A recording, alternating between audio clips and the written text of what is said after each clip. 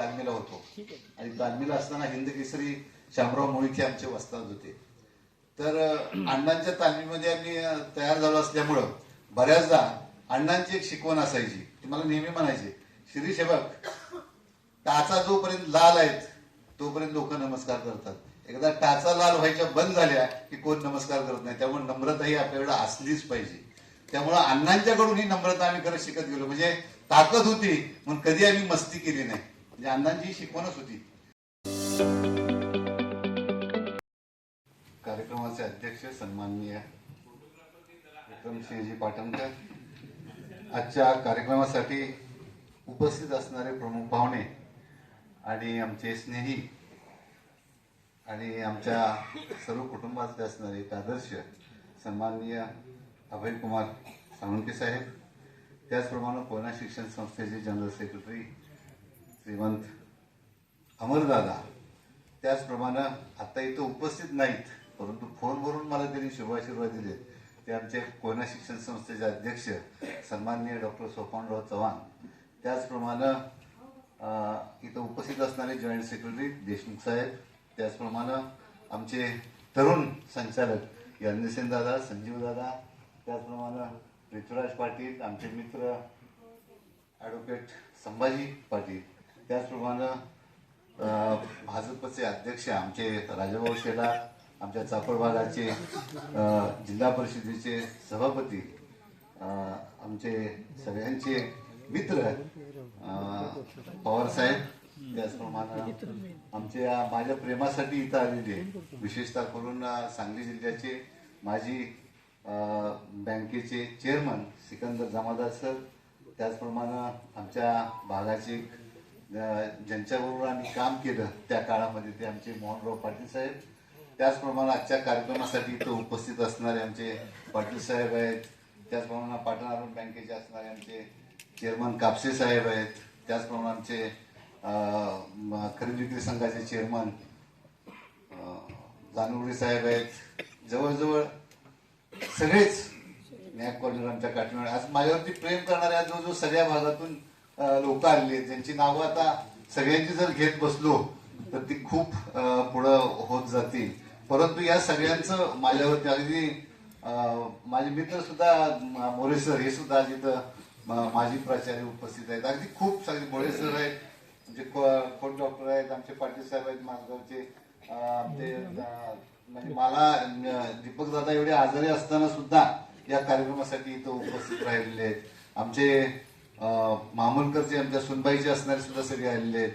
त्याचप्रमाणे सातारचे आमचे जाधव मंडळी सुद्धा सगळे आलेले आहेत. सगळे अगदी कोल्हापूरहून आमचे देसाई सुद्धा आलेले आहेत, सगळे पाहुणे आलेले आहेत. त्याचप्रमाणे माझी सुविद्य पत्नी आणि मनीषा, तसंच माझी कन्या जावई सुद्धा आलेले आहेत. पण नातू जास्त आगाव असल्यामुळे तिला कार्यक्रम करून देणार नाही सगळ्यांना जाणीव आहे म्हणून त्याला बाहेर ठेवण्यात आले. आणि संपूर्ण भागातून आलेले सर्व चुकून एखादं जर नाव राहिलं असेल तर माफी मागतो, कारण मला आज बऱ्याच गोष्टी अशा भरून आणले की ज्यांच्याबरोबर मी 40 वर्षे काम केलं ते आमचे व्ही बी पवार सर असतील, बाटे सर असतील, आमच्या भाचे उमेश सुद्धा आहेत, त्याचप्रमाणे माझे तिन्ही भाचे इथं आलेले आहेत. म्हणजे शैलेश आहे, शिवराज आहे, त्याची सुविद्य पत्नी, त्यानंतर उमेशची सुद्धा सुविद्य पत्नी, ती सगळी इथं आलेली आहेत. आणि राज्यशास्त्राचे विभाग प्रमुख आमचे आत्ताचे असणारे भनगे सर हे सुद्धा इथं आलेले आहेत. असे असंख्य सौरभ देशपांडे आहेत. सगळेच माझे पीएचडीचे जवळजवळ 18 विद्यार्थी आहेत, तेही इथं आलेले आहेत. 9 एमफिल ऍड केलेले आहेत, तेही विद्यार्थी इथं उपस्थित राहिलेले आहेत. खरं तर सगळ्यांचेच म्हणजे आमच्या जाव्यांच्या घरची सुद्धा मोरे कुटुंबियातली सुद्धा बरीचशी लोक आलेली आहेत. आणि सगळ्यांचे एकदा मी पुन्हा एकदा म्हणजे मित्र सुद्धा माझे भरपूर आहेत, तेही खूप आलेले आहेत. तर त्या सगळ्यांचे मी एकदा आभार मानतो आणि मी माझ्या भाषणाला सुरुवात करतो. काळजी करू नका, प्राचार्य असल्यामुळे किती वेळ बोलायचं याचं मला प्रॅक्टिस आहे. हे पीएचडीचा प्रबंध 400-500 पानापर्यंत सुद्धा आम्ही रंगवत नेतो आणि 3 पानामध्ये सुद्धा सिनॉप्सिस बसवू शकतो. मी सिनॉप्सिस बसवणार आहे, प्रबंध काय रंगवत बसणार नाही. बोलण्यासारख्या खूप गोष्टी आहेत. खरं तर या सगळ्या कालखंडामध्ये प्रवास करत असताना मी तर खरं त्यामध्ये एक लेख लिहिला आहे धर्ममार्गावरील माझे वाटाडे म्हणून. खऱ्या अर्थानं धर्माचं मी कधी फारसं पाहिलेलं नाही किंवा धर्म ही गोष्ट मी कारण मोदी सरांनी मगाशी उल्लेख केला की के.एस. मोहिते आमचे सर होते. त्यांनी मगाशी उल्लेख केला सर जाता जाता ते म्हटले की तू कसा शिकवतोस तर तुमच्यासारखा शिकवतो. आणि खरंच मी काय खोटं बोललो नव्हतो. कारण अशा स्वरूपाचं आहे, सर शिकवत असताना आम्हाला असे शिकवायचे की पहिला शब्द आमच्या कानावरून जास्तोपर्यंत दुसरा धाड धाड धाड धाड यायचा. त्यामुळे मी इथं आल्यानंतर तीच माझ्याकडे पण सवय लागली होती की पहिल्यांदा सुरुवात केली की एकदा घरी मात्र कधी मी तासाला जात असताना दुसऱ्या दिवशी तयारी केल्याशिवाय कधी वर्गात जात नव्हतो. घरी तास दीड दोन तास मी मुद्दाम बसायचो की माझ्या पोरांना मला काहीतरी नवीन दिलं पाहिजे ही माझी तळमळ असायची. त्यामुळं घरी सुद्धा मी तयारी केल्याशिवाय कधी वर्गात गेलेलो नाही. आज अगदी प्राचार्य झालो, अगदी मी आता सुद्धा 11-12 तास घेतले शेवटच्या काळात, कारण शिक्षक नव्हता. तर म्हटले मग तुम्ही सर कसं पीएचडीच्या विद्यार्थ्यांना शिकवता 11-12 कशी शिकवणार? काय नाही म्हटलं, पहिलीचा पोरगा असला तरी सुद्धा मी शिकवतो, चला म्हटलं. काय नाही म्हणजे जात होतो मी, मला तो आनंद वाटायचा. खऱ्या अर्थानं आज या सगळ्या गोष्टींची आठवण करत असताना मला वडिलांची खूप आठवण झाली. खर तर दादांचे आणि आमचे असणारे जे काही संबंध आहेत ते फक्त आत्ताचे नव्हेत. म्हणजे वडील माझे ज्या वेळेला मंदिरामध्ये काम करत होते त्याला भाऊसाहेब भीमराव पाटणकर हे सुद्धा ट्रस्टी होते, आणि बन्याबापू गोडबोले आणि सुमित्राबाई राजे भोसले या सगळ्यांच्या बरोबर वडील आमचे तिथे काम करायचे. आणि त्यावेळेला म्हणजे भाऊसाहेबांचं आणि वडिलांचं खूप जवळचं नातं होतं. भाऊसाहेब बऱ्याचदा वडिलांना म्हणायचे, गुरुजी आपण दोघं मराठा आहे, इथं काम करत असताना आपल्याला व्यवस्थित काम केलं पाहिजे, चूक जर तुमच्या, कारण आर्थिक व्यवहार सगळे वडील बघत होते. म्हणजे मला सांगायला अभिमान वाटतोय की मंदिराच्या पायापासून कळसापर्यंत असणारा सगळा पैसा माझ्या वडिलांच्या हातातून गेलेला आहे. वडिलांच्या वेळेस सगळे पैसे. त्यामुळं कधीही घरी येताना वडिलांनी 5 पैसे सुद्धा मंदिरातनं कधी घरी आणले नाहीत. म्हणजे मला आठवतंय बऱ्याचदा आमची आई म्हणायची, बरं ते पैसे तुमचं राहू द्या, तुमचं ते काय नैतिकता असेल ते असू द्यात, पण निदान खोबरं तरी तिथं आणत जा. वडील तिला सांगायचे, खोबरं तुला नारळ किती लागायचे सांग, मी तुला नारळ आणून देतो. म्हणजे इतकं प्रामाणिकपणे वडील सकाळी 7-8 वाजता जायचे मंदिरात, संध्याकाळी 6-7 वाजता घरी यायचे. मधल्या सुट्टीमध्ये सुद्धा आले तरी मंदिर जेवढं बंद असतं तेवढंच थांबायचे, जेवायचे, परत मंदिरात जायचे. आणि माहिती सांगून मंदिराला जे काही अगदी त्यांना जरी देणगी म्हणून जरी कोणी पैसे दिले स्वतः गुरुजी तुम्हाला असू द्यात म्हणून, तर त्याची सुद्धा ते पावती करायचे. हा एक संस्कार विचार माझ्या मनावरती त्या काळामध्ये रुजला होता की आपण जिथं काम करतोय तिथं खूप प्रामाणिकपणे काम करायचं, ही भावना मला वडिलांच्या पासून त्यामध्ये घेता आली. आणि खरोखरच आज वडिलांचं ज्या वेळेला म्हणजे नाव आज सुद्धा भागामध्ये घेतलं जातं की पवार गुरुजी म्हटले, म्हणजे शाळेत सुद्धा ते 10:30 वाजता जायचे. तर 10:30 वाजता बरेचशी लोक सांगायचे की आता पवार गुरुजी शाळेत निघाले, त्याला घड्याळ नसायची, पवार गुरुजी शाळेत निघाले तर 10:30 वाजलेत म्हणून. इतकं वडिलांचा उपदेशपणा त्यामध्ये. मी इतका काय घेऊ शकलो नाही हे सुद्धा प्रामाणिकपणे सांगतो. परंतु या आई सुद्धा माझी तशी खूप धीट होती. म्हणजे आई अशी कधी म्हणजे भिणं हे तिच्या कधी ह्याच्यात नव्हतं. म्हणजे स्वतः साप म्हणत तरी ती मारायची. आणि सांगायला मला आनंद वाटतोय की ती शिक्षिका म्हणून होती, पण तिचं स्वतःचं घोडं होतं, घोड्यावरनं ती शाळेत जायची. म्हणजे त्यावेळी 1935 सालच्या असणाऱ्या या सगळ्या घटना आहेत. ती सांगायची की माझं स्वतःच घोडं होतं, हाक मारली की यायची, घोड्यावर बसायची, मी शाळेत जायची. म्हणजे इथपर्यंत तिची सगळी तयारी असायची. काय समोर प्रसंग कसलाही आला तर ती कधीच मी घाबरलेली बघितली नाही. काय आहे बघूया, चल मानायची, बघ पुढं बघू आपण काय असेल. तर त्या दोघांचे माझ्यावरती संस्कार होते.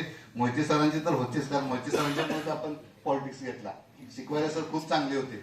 सर परत जनरल सेक्रेटरी झाले रयत शिक्षण संस्थेचे. मला म्हटले हे प्राचार्य म्हणून मला तुला प्राचार्याच्या खुर्चीत बसलेलं बघायचं. नाही सर म्हटलं, मी दादांची तिथं आहे ते बरा, म्हटलं तुमचं तुमच्या जवळ असेल तुम्ही काय तर ठीक आहे. तर सरांची सुद्धा या निमित्तानं आठवण होती. दुसरी गोष्ट की म्हणजे काही गोष्टी मी शिकत गेलो. म्हणजे धर्ममार्गावरील वाटाडी म्हणून मी त्या म्हणजे अग्रलेख लिहिला आहे, त्यामध्ये मला वडिलांच्याकडून या गोष्टी शिकता आल्या.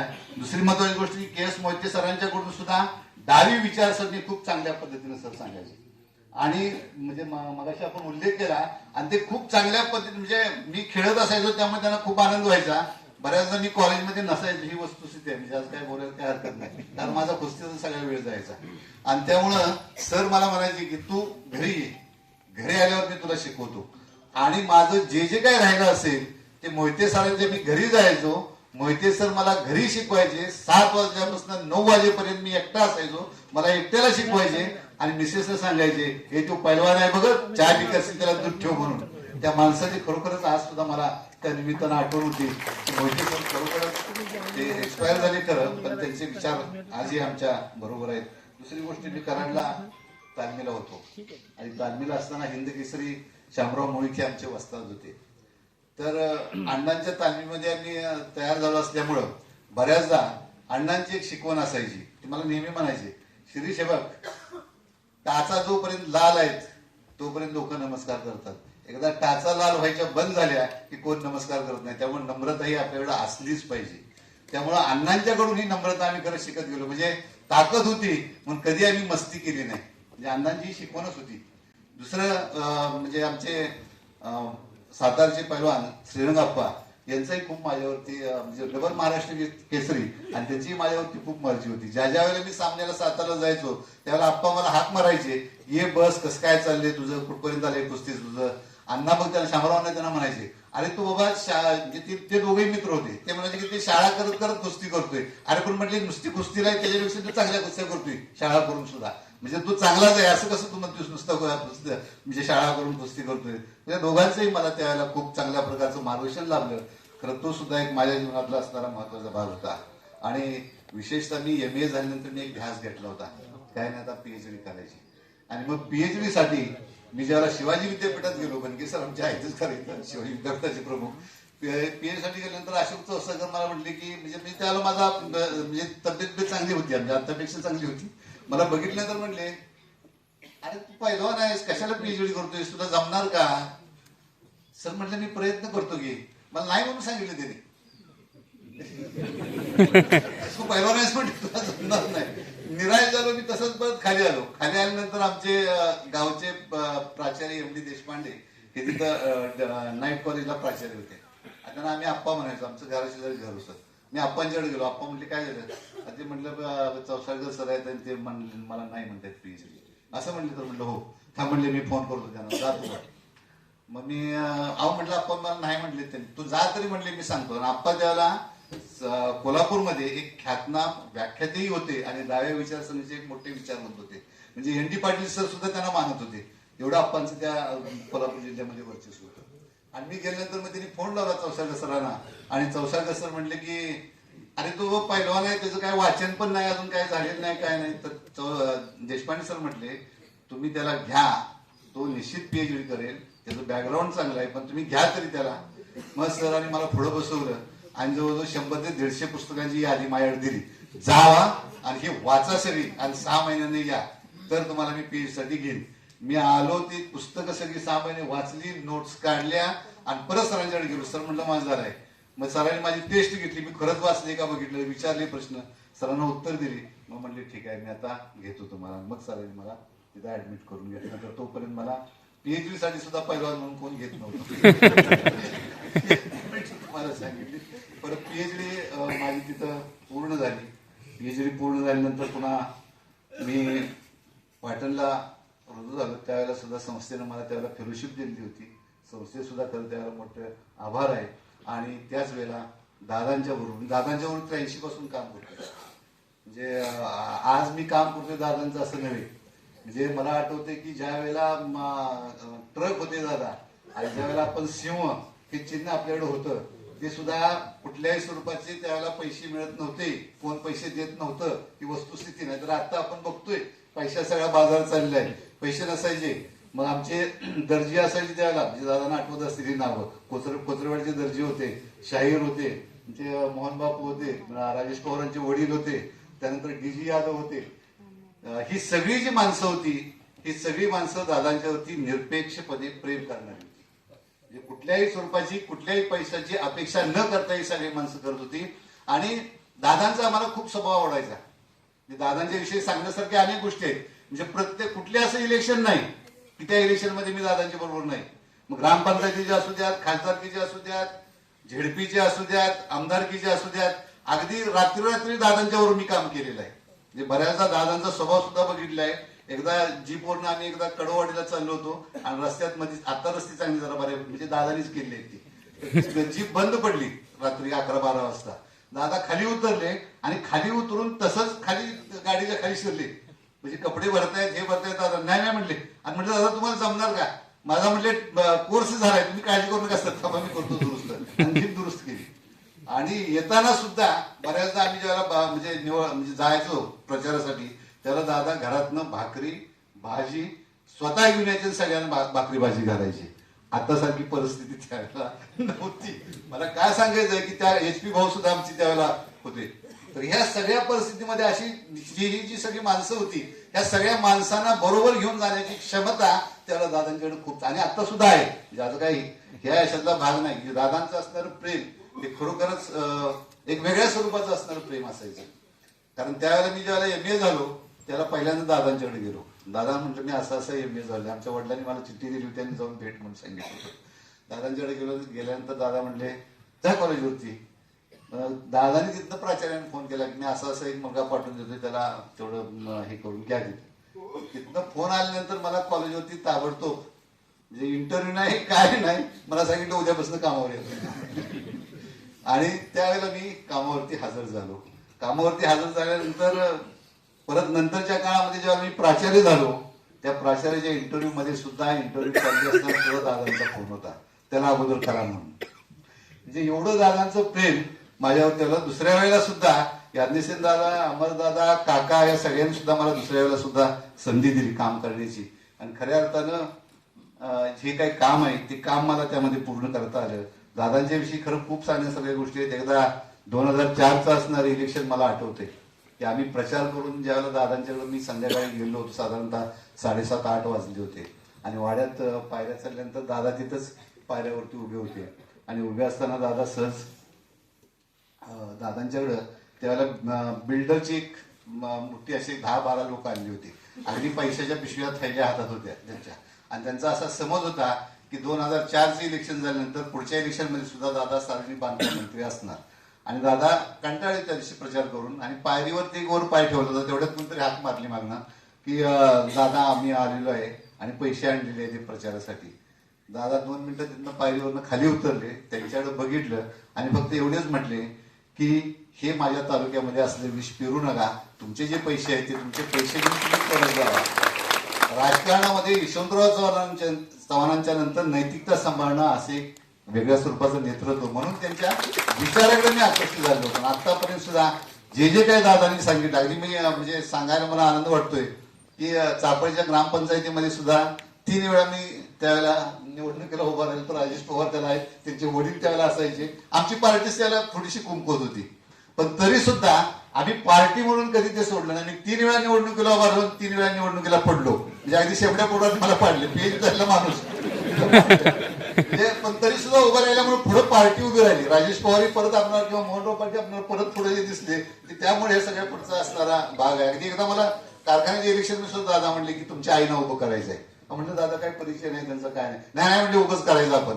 मी पण उभा आहे म्हणली, त्याला पण उभं करायचं. म्हणजे पुढचं माहीत असताना सुद्धा काय होणार आहे, दादानी शब्द दिल्यानंतर आम्ही त्याला उभं राहिलेलो होतो. म्हणजे इतकं दादांच्या वरती म्हणजे आमच्या घरातही प्रेम होतं आणि माझंही आहे, आणि इथूनही पुढं निश्चितच राहणार. त्यामुळे धर्म मार्गावरील वाटेड्यामध्ये मी दादांचा एक खास करून उल्लेख करतो. एक नैतिकता, राजकारणामध्ये शुद्ध चारित्र्य कशा स्वरूपाचं असावं, आणि आर्थिक बाबतीत भागवतराव देसाई म्हणायची. मला आता सहज आणखी खूप आठवते पण मी जास्त बोलणार नाही. पण भागवतराव देसाईचं मी एक वाक्य सांगतो. एकदा निवडणुकीमध्ये ते म्हटले होते की नेता कसा असावा, तर सार्वजनिक पैशाच्या ढिगावरती जरी बसवलं तरी सार्वजनिक पैशाच्या काळीला सुद्धा हात लावणार नाही असा नेता असावा. आणि तो विक्रमसिंह पाटील यांच्या रूपाने आपल्याकडे आहे. ते खऱ्या अर्थानं वाक्य भागवतराव देसाईंचं सभेतलं असणार वाक्य चापडच्या मी आजही माझ्या आठवणात आहे. अशा अनेक गोष्टी आहेत. दादा परत नंतर मी लिहिणारच आहे ग्रह संशोधनात्मक ग्रंथ, त्यामध्ये ह्या सगळ्या गोष्टींचा मी उल्लेख निश्चितच करणार आहे. अनेक गोष्टी आहेत पण आता पुढं थोडंसं हे करतो. त्यानंतर विशेषतः कोयना शिक्षण संस्थेमध्ये आल्यानंतर अमरदादांची भेट झाली. सार्वजनिक कार्यामध्ये स्वतःला कसं झोकून द्यावं हे खरं अमरदादांच्याकडून मला शिकता आलं. म्हणजे बऱ्याचदा अनेक गोष्टींच्या बाबतीमध्ये मग दादा येणार हळूच आम्हाला म्हणणार हे आपल्याला त्याचा एक मोठा चांगला कार्यक्रम करायचा आहे बरं का. आणि मग तिथनं आमची परत सगळी सुरुवात होणार. मग विशेषतः करून जे सुतारदाजी असतील किंवा कोण असतील त्या या लोकांनी कामं केली, त्यांच्याविषयी आपल्यामध्ये काहीतरी तळमळ असली पाहिजे. आणि मग ते सत्कार आमचे ते सगळे तिथून पुढे सुरू व्हायचे. रोटरीमध्ये काम करत असताना सुद्धा दादांचं झोपून देऊन काम करणं, म्हणजे अगदी खुर्च्या उचलण्यापासून दादांची सुरुवात असायची. ते सुद्धा खूप आम्हाला म्हणजे हे होत गेलं. आणि संस्थेमध्ये काम करत असताना सुद्धा अमरदादांनी खरं मला धाकट्या भावाप्रमाणे वागवलं. म्हणजे मला त्या गोष्टीचा उल्लेख करावा लागेल. कधीही त्यांनी मला तसं हे केलं नाही, म्हणजे अंतरही दिलं नाही, कधी म्हणजे दादांच्या मी 99 गोष्टी ऐकल्यात, एकाच दुसरी कोणाष्ट अर्धा टक्का ऐकलं नसतं, पण 99 गोष्टी मी दादांच्या ऐकल्या. दादांनी सांगितल्यानंतर मी कधी नाही म्हटलेलं नाही, आणि दादाही मला कधी वाईट सांगितलेलं नाही. एक शुद्ध चारित्र्य किंवा इतके या संस्थेचं काम करत असताना सुद्धा अगदी जरी संस्थेच्या कामासाठी जरी पुण्याला जायचं असलं तरी खिशात पेट्रोल घालणार. संस्थेच्या पेट्रोलकडे कधीही त्यांनी 2 पैसे मागितलेले आहेत, आणि म्हणूनच ते इतक्या संस्थेत सुद्धा आज जे कार्यकारी किंवा एक मार्गदर्शक म्हणून काम करतात, तो सुद्धा एक खऱ्या अर्थानं महत्वाचा भाग म्हटलं तर ते चुकीचं होऊ शकणार नाही. त्यानंतर मला काकांची खरं आज आठवण झाली आहे, आणि ती अशा अर्थानं झालेली आहे की मी प्राचार्य झाल्यानंतर काटेसर आम्हाला दोघांना हात बोलवलं आणि दार लावायला लावलं, आणि दार लावून म्हटलं तर डोळे मिटा. आम्ही 5 मिनिटं जायतरी काका काही बोलून झाले, मारते काकाने हळू सुरुवात केली, मी कुठून आलेलो आहे, मी का आलेलो आहे, कशासाठी आलेलो आहे, आणि मग म्हणले कॉलेजचं हित हेच तुमच्या दोघांचं हित असलं पाहिजे, आणि तुम्ही जर दोघं भांडलात तर कॉलेजचा सत्यानाश होईल. ते काकांचे असणारे पहिल्या दिवसाचे असणारे वाक्य काटे सरांना सुद्धा आठवत असेल. आणि त्या दिवसापासून आम्ही खरं दोघं कधीच भांडलो नाही. म्हणजे कधी प्रसंग, म्हणजे मी माझा भांडण्याचा स्वभाव नाही, भांडण्याचा प्रसंग आला मी तिथं देऊन पुढचं काय काम करायचं इकडे माझं जास्त लक्ष असायचं, त्यामुळे कधीच आमच्या दोघांचा भांडण्याचा प्रसंग आला नाही. आणि खरं तर आता काटेसरांचा उल्लेख झाला म्हणून सांगतो की काटेसरांनी सुद्धा त्या काळामध्ये खूप चांगल्या स्वरूपाची साथ दिली. मला खास आवडून उल्लेख करावा लागेल की बऱ्याचदा कॉलेजच्या यशामध्ये आता तुम्ही ए ग्रेड म्हणून तुम्ही माझं कौतुक केलं, पण त्या माझ्या कौतुकावरून निम्म कौतुक काटेसरांचं आहे. आणि आजपर्यंत सुद्धा कधीही काटेसर स्टेजवरनं बोललेले नाहीत, आजपर्यंत कधी बोललेले नाहीत. त्यांना जावा म्हटलं बोला म्हटलं तरी सुद्धा कधी पुढे आलेले नाही. आज पहिल्यांदा इथे ते बोललेले, म्हणजे सांगितलं तरी ते कधी जायचं नाही. सर तुमचं तुम्ही बघा म्हणायचं, मी काय खाली आहे ते मला सांगा, मी खालच्या सगळ्या गोष्टी ठेवतो सगळ्या, पण तुम्ही पहिले होऊन जाऊ नाही. म्हणजे खूप चांगल्या पद्धतीने नॅकच्या बाबतीमध्ये सुद्धा त्यांनी मदत केली, आणि सगळ्याच गोष्टी त्यांनी चांगल्या पद्धतीने केल्या. दुसरी गोष्ट, मला आजचे जे पाहुणे आहेत त्या पाहुण्यांच्या विषयी थोडं का मला जास्तच बोललं पाहिजे. घरी त्यांना वास्तविक बबन काका म्हणून ओळखलं जातं, आणि विशेषतः करून माझी मिसेस यांच्याकडून ते रिलेटिव्ह माझे लागतात. आणि माझी मिसेस खरं तर 11-12 पर्यंत त्यांच्याच घरी शिकायला होती. बऱ्याचदा आजींच्याकडे ती त्यांच्याकडे जायची, त्यामुळे तिच्या असणाऱ्या ज्या काही आठवणी आहेत त्या खूप आहेत. आणि ते सुद्धा मला हाक मारत असताना नेहमी जावई म्हणून हाक मारतात. हा एक सुद्धा आमचा एक वेगळा असणारा संबंध आहे. विशेषतः मी आणि विशेषतः ज्यावेळेला मी कधी संस्थेत गेलो तर संस्थेत त्यांची असणारी सगळी कामं बाजूला ठेवतात, ये आणि एक तासभर माझ्याशी ते गप्पा मारतात. बाहेरची बऱ्याचदा संस्थेत त्यांची माणसं म्हणतात, सर तुम्ही काय गप्पा मारतायत, केवळ आमची कामं आहेत. बाहेर होतं कधी कधी, पण खूप चांगल्या पद्धतीने शैक्षणिक प्रगती कशा स्वरूपाची असावी, संस्था कशी उभी राहावी याविषयी बापूजी साळुंखेंची सुद्धा खूप आज आठवण होते. कारण माझे वडील ज्याला चाफळ हायस्कूल काढलं त्यावेळेला त्या बेंच नेण्यापासून वडिलांनी माझ्या सहकार्य केलं आहे. म्हणजे वडील बऱ्याचदा सांगायचे की बापूजी आल्यानंतर इथं चाफळमध्ये हायस्कूल निघावं यासाठी मी त्यांच्यावर खूप प्रयत्न केले, आणि बापूजींच्याकडे सुद्धा जाणं येणं असायचं. म्हणजे आज खऱ्या अर्थानं हे जे 2 प्रमुख पाहुणे आहेत, एक राजकीय क्षेत्रामध्ये उच्च नैतिकता प्राप्त केलेली यशवंतराव चव्हाणांनंतरचे असणारे दादा, आणि शिक्षण क्षेत्रामध्ये सुद्धा शुद्ध चारित्र्य असणारे बापूजी, आणि त्या बापूजींचा वारसा चालवणारे अभयकुमार साळुंखे, असे दोन्ही हातामध्ये हे आज आपल्याला इथं लाभलेले आहेत. आणि हे खऱ्या अर्थानं मी माझं सौभाग्य समजतो की हे खूप चांगल्या स्वरूपाची लोक इथं आपल्याला आज कार्यक्रमासाठी आलेले आहेत. काटे सरांच्या विषयी मी मगाशी बोललोच, काटे मॅडमनी सुद्धा सहकार्य केलं. नॅकच्या बाबतीमध्ये मला दुसऱ्या गोष्टीचा उल्लेख केला पाहिजे की doctor PY Phadnavis sir, Sankva madam, Kate madam, त्याचप्रमाणे फडतरी सर, अगदी तडाके सर, ही सगळी कंटाळून जायची. काय तर आम्ही जागावर ताट दिलं, ते जेव तिथं बसून ते काम करू म्हणून. सुरेश पाटील सर नागठाण्याचे, चोबे सर आमचे, त्या सगळ्यांनी खरं त्यावेळेला खूप म्हणजे माझा तर सगळा स्टाफ होताच, सगळा स्टाफ मदत करत होता, पण बाहेरच्या लोकांनी सुद्धा खूप मला चांगल्या प्रकारे मदत केली. आणि म्हणून हे माझं श्रेय नाही, म्हणजे आमचे संजीव दादा, याज्ञसेन दादा यांचं तर मोठं सहकार्य त्यामध्ये लाभलेलं होतं मला. आणि या सगळ्यांचं सहकार्य म्हणून मी ज्या काही चुका झाल्या त्या सुरुवातीच्या काळामध्ये जे काय मी B+ मिळालं, B++ मिळालं, त्यावेळेला त्या सगळ्या चुका होत्या त्या माझ्या होत्या. पण दुसऱ्या वेळेला ज्या काही यश आम्हाला मिळालं ते माझं यश नव्हे, तर हे सगळ्या माझ्या स्टाफचं यश होतं, ते सगळ्या संस्थेचं यश होतं. त्यामुळे जे, कारण बऱ्याचदा असं व्हायचं काय अपयश झालं की ते प्राचार्यांच्याकडे यायचं, त्या सगळ्या गोष्टी माझ्याकडे मी ते घ्यायचो, स्वीकारायचो की हे आपल्याकडून झालेलं आहे, आपण काय चुकीचं झाली, काय बरोबर आहे याचा सुद्धा विचार करणं तितकंच गरजेचं वाटायचं. त्याचप्रमाणे माझे वर्गातले 10वीतले मित्र सुद्धा आले, GS पाटील असतील आहेत, त्यानंतर आमच्या मिसेसच्या मैत्रिणी सुद्धा तिच्या वर्गातले आलेले आहेत. म्हणजे विशेषतः करून हे सुद्धा मला वाटतं की भाग्यश्री, त्यानंतर विश्वजिता, मोहिनी या तिच्या असणाऱ्या मैत्रिणी, हे सगळ्या खरं तर त्या रोटरीचे सुद्धा आमचे सगळे मेंबर आहेत. ह्या सगळ्यांच्या याच्यामुळं खरं आम्ही इथपर्यंत प्रवास करू शकलो. मिसेस विषयी सांगायला तर आता सांगितलंच पाहिजे, खरं ती BSc डिस्टिंक्शन झालेली होती आणि BEdला तिला ऍडमिशन मिळालेलं होतं आणि जायचं पण सगळं फिक्स होतं. पण थोडंसं मी असा विचार केला की काटे सरांनी मगाशी उल्लेख केला, मी तर रिपीट करत नाही, कारण मला वर्गात रस्टिकेट केलं तर पोलीस केस ही माझ्यावर केली होती, म्हणजे इथपर्यंत होतं. त्याच्यामुळं परत तिला म्हटलं की आपण दोघांनी जर सर्व्हिस केली तर मुलांच्या बाबतीत आपल्याला दुर्लक्ष होईल. तेव्हा माझी एक तुला विनंती आहे की तू जरा थोडं मुलांचे, कारण मी बघितलेलं आहे, कारण आई वडील शिक्षक असल्यामुळे बऱ्याचदा जेवण सुद्धा आमचं 9:30-10 वाजायचे जेवायला, कारण आई यायची, तिथनं परत पुढं भांडी, तिथनं परत सगळा संसार, मग जेवण आम्हाला मिळायचं. त्यामुळे मुलांच्यासाठी तुम्ही जर घरी थांबला तर ते बरं होईल. आणि खरं तर तिनं तिचं स्वतःचं असणारं सगळं स्वप्न, तिला व्हायचं होतं शिक्षक, तिचं सगळं स्वतःचं असणारं स्वप्न तिनं बाजूला ठेवलं आणि मुलांच्या यशात स्वतःचं यश ती पाठ गेली. आणि खऱ्या अर्थानं तिने हे सगळं बघितल्यामुळं मला थोरला मुलगा MA झाला, MBA झाला आणि कॉम्प्युटर सायन्समध्ये PhD झाला. सध्या तो मायक्रोसॉफ्टमध्ये काम करतोय आणि त्याचं असणार काम, चिप तयार झाल्यानंतर पुढचं असणार जे फंक्शनिंग आहे त्याच्यावरती तो काम करतोय. म्हणजे चांगल्या कंपनीमध्ये आणि व्यवस्थित पद्धतीने तो सेटल झालेला आहे. त्याची म्हणजे आमची सुनबाई सुद्धा खूप चांगल्या पद्धतीनं कंपनीमध्ये काम करतायत आणि त्या सुद्धा खूप प्रेमळ आहेत. त्याचप्रमाणे माझी मुलगी की जिला मगाशी खूप भावनिक भाषण केलं, ती सुद्धा ओरॅकलमध्ये BCom IT तिचं सुद्धा झालेलं आहे. ती खूप ते म्हणजे चांगल्या पद्धतीने काम करते. त्याच्यानंतर विशेषतः करून त्यांचा मला उल्लेख करावा लागेल की आमचे जावई किरण हे म्हणजे कमिन्समध्ये कामाला आहेत, पण कमिन्समध्ये काम करत असताना स्वतःची स्वतंत्र फॅक्टरी काढलेली आहे आणि स्वतःची स्वतंत्र फॅक्टरी काढून त्यांनी सुद्धा व्यवसाय पुण्यामध्ये सुरू केलेला आहे. जे नुसत्या फॅक्टरीवरती जे थांबलेले नाहीत, तर तो सुद्धा त्यांचा प्रवास खूप चांगल्या पद्धतीनं सुरू झालेला आहे.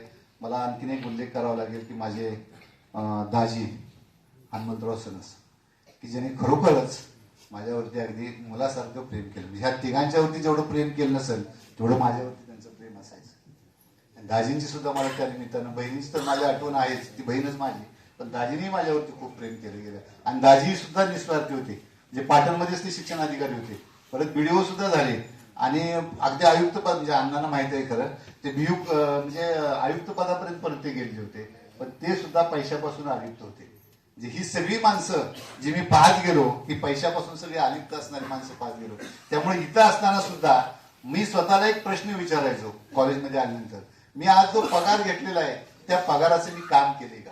बाहेर जाताना मी स्वतःला नेहमी प्रश्न विचारायचो. आणि त्यामुळं 85ला मी जेव्हा लागलो त्यावेळेला सुद्धा हाच प्रश्न विचारायचो. आणि काल 30 तारखेला मी रिटायर झालो, त्याला 30 तारखेला रिटायर झालं, तर मी बाहेर जात असताना सुद्धा मला हाच प्रश्न विचारला, आज 30 तारखेचं मी काम केले का? आणि 30 तारखेचं काम केलं मगच मी बाहेर गेलेलो आहे. म्हणजे धर्म मला काही माहित नाही आहे का नाही त्याच्याविषयी माझी सुद्धा, म्हणजे आता थोडं डायरेक्टर संघ असल्यामुळे आम्ही थोडंसं आहे, परंतु कामावरती मात्र निष्ठा असली पाहिजे. जे काम करतो ते प्रामाणिकपणे केलं पाहिजे, याच्यावरती जास्त खऱ्या अर्थाने मी लक्ष देत आलेलो आहे. आणि त्यातून मला जे काही करता आलं कॉलेजमध्ये ते मी करण्याचा सातत्यानं प्रयत्न केला. म्हणजे मी काही वेगळं केलं अशातला भाग नाही, जे आहे तेच मी करत राहिलो.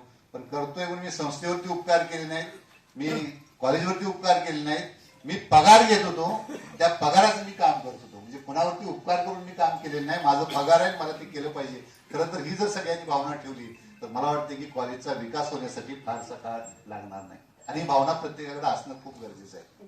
कारण आपण ज्यावेळेला काम करत असतो त्यावेळेला खऱ्या अर्थानं याच्यावरती जास्त भर देणं हे तितकंच संयुक्तिक ठरत असतं. म्हणजे कॉलेज विषयी आता बऱ्याच सांगितलं की मी ज्यावेळेला हातात कारभार घेतला त्यावेळेला फक्त आमच्याकडे 3च फॅकल्टी होत्या, म्हणजे आर्ट्स, सायन्स आणि कॉमर्स. आज कॉलेजमध्ये MSc computer science, BCom IT, MCom IT, BCA, AICTE मान्यता असणारं RA चाणक्य, काटेसाहेबांनी मग उल्लेखच केलेला आहे, खरं तर MKCL, अशा अनेक शाखा. आणि त्याच्याच बरोबर महाविद्यालयामध्ये आम्ही ब्युटी पार्लरचे असणारे कोर्स सुरू केले आहेत, दादा बऱ्याच आम्हाला बोलून सांगायचे अरे हे कोर्स नाही तुमच्याकडे अजून तो कोर्स सुरू करा. मग त्या पद्धतीनं शिलाई मशीनचे असणारे कोर्स, नर्सिंगचा असणारे कोर्स आमचा त्या पाठीमागं मागं पडलाय. आणि दादा मला आपल्याला एक विनंती आहे की कॉलेज आता खूप मोठं झालेलं आहे, म्हणजे पूर्वीसारखं कॉलेज राहिलेलं नाही. म्हणजे सगळ्या संस्थेलाच माझी विनंती आहे की आता या फॅकल्टी तुम्ही वेगवेगळ्या आपण केल्या पाहिजेत. आर्ट्स फॅकल्टी वेगळी केली पाहिजे, कॉमर्स फॅकल्टी वेगळी केली पाहिजे, सायन्स फॅकल्टी वेगळी केली पाहिजे आणि कॉम्प्युटर जे असणार त्या फॅकल्टी त्या वेगळ्या केल्या पाहिजे, त्याला वेगळी नावं दिली पाहिजे. कारण एका माणसाला एवढ्या सगळ्या गोष्टी कंट्रोल करणं खूप जरा आवाक्याच्या बाहेर जाते. कारण मी विद्यापीठ स्वायत्त व्हावंच भविष्य काळामध्ये, विद्यापीठ म्हणून नाव रूपाला यावं ही तर माझी अपेक्षा आहेच, म्हणजे याच्याबद्दल दुमत नाही. पण विद्यापीठ स्वायत्त झाल्याशिवाय या सगळ्या गोष्टी होऊ शकणार नाही. म्हणजे आपल्याला नाव सुद्धा व्यवस्थित पद्धतीने घेता येईल. आज हॉटेल मॅनेजमेंट सारखा असणारा कोर्स इथं आपल्या इथं सुरू झालेला आहे, कन्याशाळा आपल्याकडे पुढे आहे. आणि या सगळ्या संकुलाला असं माझं मत आहे की विक्रमसिंह पाटणकर संकुल सगळ्या शैक्षणिक संकुलाला, आणि ते लवकरच माझ्या संस्थेला विनंती आहे. संस्था बऱ्याचदा नाही करणार, पण मी आज हक्कानं सांगतो हे झालं पाहिजे म्हणून. या ज्या काही गोष्टी आहेत त्या गोष्टी खऱ्या अर्थानं आपण सगळ्यांनी करणं सुद्धा तितकंच गरजेचं आहे. आणि कॉलेजचा विकास सुद्धा खूप चांगल्या पद्धतीनं होईल, त्याबद्दल माझ्या मनामध्ये तिळमात्र शंका नाही. मी फक्त काम करत गेलो आणि बऱ्याचदा या कामाचं सुद्धा सगळं श्रेय आहे ते खरं संस्था आणि खरं तर दादांना यामध्ये द्यावं लागेल. झाडांचा मला तर खूप छंद आहे, म्हणजे आता हे खरं सांगायला काही हरकत नाही की कॉलेजमधली असणारी बरीचशी झाडं मला, मी NSSचा अधिकारी होतो 10 वर्ष, प्रकल्प अधिकारी. मला महाराष्ट्र शासनाने त्याला मला उत्कृष्ट प्रकल्प अधिकारी म्हणून पुरस्कार जयंत पाटलांच्या हस्ते मिळाला होता. आणि ही जी बाहेरची झाडं आहेत ती सगळी झाडं बऱ्यापैकी त्यांना माझा हात लागलेला आहे. आणि झाडं ही फक्त नुसती लावणं नाही तर ती जोपासण्यापर्यंत पुढच्या असणाऱ्या सगळ्या गोष्टी बऱ्यापैकी माझं प्रत्यक्षात लक्ष असायचं. कुठल्या झाडाला वाळवी लागलेली आहे, कुठल्या झाडाला पाणी पडलेलं नाही, काय नाही, हे सगळं स्वतः मी जातीनं बघायचं. त्यामुळे मला त्याचा आनंद वाटायचा की झाडांनी आता यायला आम्ही सुद्धा याचा एक प्रयोग, म्हणजे बायोडायव्हर्सिटी ज्याला आपण म्हणतो की झाडांच्या मध्ये विविधता असली पाहिजे. आमच्या असं लक्षात आलं की धनछडी सारखं असलं जे काही पक्षी आहे तो नामशेष होत चाललेला आहे. त्यासाठी आम्ही यावेळेला माडाची झाडं, गायकवाड सर आहेत, जाधव सर आहेत, आम्ही सगळ्यांनी माडाची झाडं कॉलेजमध्ये लावली. खरं ती झाडं पुढे जगली पाहिजेत ही माझी, म्हणजे गायकवाड सर, जाधव सर तुमच्याकडून अपेक्षा आहे. जी आपण लावलेली आहेत ती झाडं जगली पाहिजेत. मला वाटतं की आम्ही चाफ्याची झाडं सुद्धा खूप महाविद्यालयामध्ये केली. जर तुम्ही सकाळी आलात तर तुम्हाला कुठलं फुल तोडण्याची गरज नाही, चाफ्याचा वासच तुम्हाला कॉलेजचा सुगंध देत जाईल. त्याचप्रमाणे आम्ही बकुळीची झाडं सुद्धा लावलेली आहेत. आणि ही बकुळीची असणारी झाडं सुद्धा लावत असताना मी 3 झाडं लावली होती, त्यातली 2 झाडं वाळवीने खाल्ल्यामुळे गेली, 1 झाड मात्र जगलेलं आहे. म्हणजे बकुळीचं असणारं झाड सुद्धा खूप चांगल्या स्वरूपाचं आज तिथं आलेलं आहे. आणि आज ह्या सगळ्या कॉलेजचं विशेषतः करून या सगळ्या इमारतीचं परिसराचा निरोप घेत असताना तशा अर्थानं माझं हृदय सुद्धा भरून आलेलं आहे. कारण ह्या झाडांच्या वरती मी नुसत्या इमारतीवरती प्रेम केलं असं नाही तर या झाडांच्या वरती सुद्धा खूप प्रेम केलेलं आहे. इथं असणाऱ्या पक्ष्यांच्या वरती सुद्धा खूप प्रेम केलेलं आहे. आणि काम करत असताना मला काटे सर असतील, आमचे त्यानंतर प्राध्यापक असतील, ज्युनियरचे असतील, सिनियरचे असतील, या सगळ्यांचं तर सहकार्य मिळालेच, त्याबद्दल दुमत नाही. पण मला सगळ्यांना खास आवर्जून एक उल्लेख करावा लागेल की आमचे चतुर्थ श्रेणीतील असणारे कर्मचारी, कधी कुठलंही काम सांगितलं तर मला नाही असा कधी त्यांचा शब्द आलेला नाही. अगदी सांगितल्यानंतर सर करतो म्हणायचे, करतो म्हणतो का नाही सर, करतो मी म्हणायचे. अगदी शंकर वामन सुद्धा आमचे जुन्या काळातले असणारे आलेले आहेत, बाटे सर, पवार सर, त्यानंतर आमचे थोरात सर, हे सुद्धा त्या काळातले असणारे खूप चांगल्या स्वरूपाचे सहकारी होते. जवळजवळ 4 प्राचार्यांच्या हाताखाली मी काम करत असल्यामुळं मग जसं सांगितलं तसं मी 2 गोष्टी ध्यानात ठेवलेल्या होत्या की दादांच्या डोक्यामध्ये काय आहे की कॉलेजचा विकास झाला पाहिजे, संस्थेच्या डोक्यामध्ये काय आहे कॉलेजचा विकास झाला पाहिजे. प्राचार्य त्यांनी आणलेत, प्राचार्य काय सांगितलं त्याला हो म्हणायचं, आपण तिथं नकार करत बसायचं नाही. काय काम सांगितलं ते निमूटपणे करायचं. आणि घरी गेल्यानंतर घरातलं मी काहीच बघत नव्हतो, भाजीपाला आणण्यापासून ते सगळं पोरांचं बघण्यापर्यंत मुलगा कुठल्या वर्गात आहे हे पण मी कधी बघितलं नाही, माझी पत्नी बघत होती. त्यामुळे घरी गेलं तर तिला कधी विरोध करत नव्हतं, तुझं काय असं समजत म्हणायचं. त्यामुळे भांडणं हा प्रसंग खास असं कधी आमच्या दोघांच्या मध्ये येत नव्हता. काम करताय तुम्ही चांगलं, ठीक आहे. आणि दुसरी महत्वाची गोष्ट की दादांच्यावर काम करत असताना मला वेगळा एक आनंद मिळाला आमच्या गावातला की मी संध्या दुपारी 4 वाजता पंचायत समिती कॉलेज सुटल्या, प्राध्यापक असताना, प्राचार्य नव्हे, प्राध्यापक असताना 4 वाजता कॉलेज सुटायचं. 4 वाजता कॉलेज सुटल्यानंतर खाली पंचायत समिती आणि तहसील कचेरीमध्ये असायचो.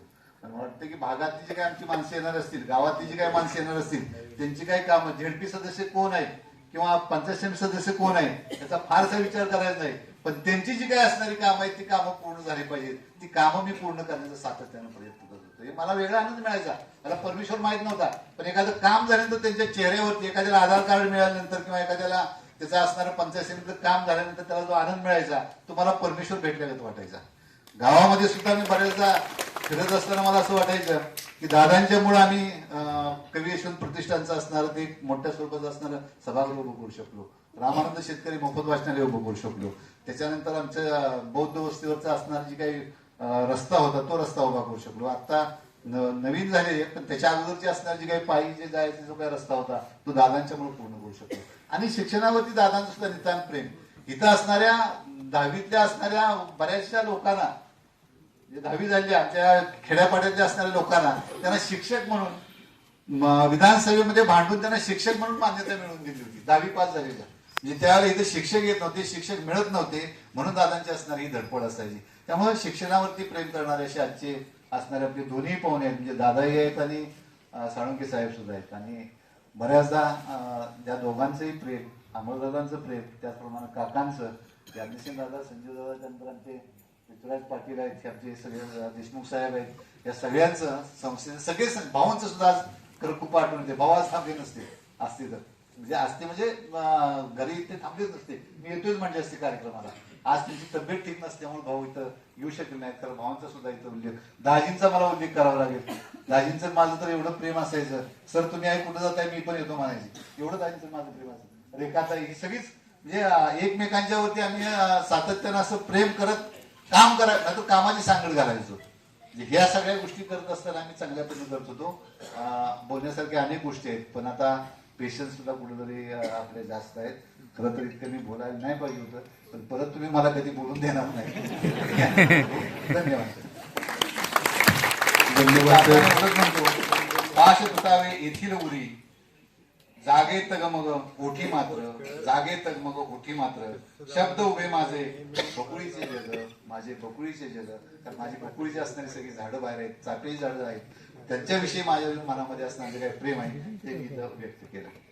धन्यवाद सर, अत्यंत प्रेमळी कला करतात आपल्याबरोबर.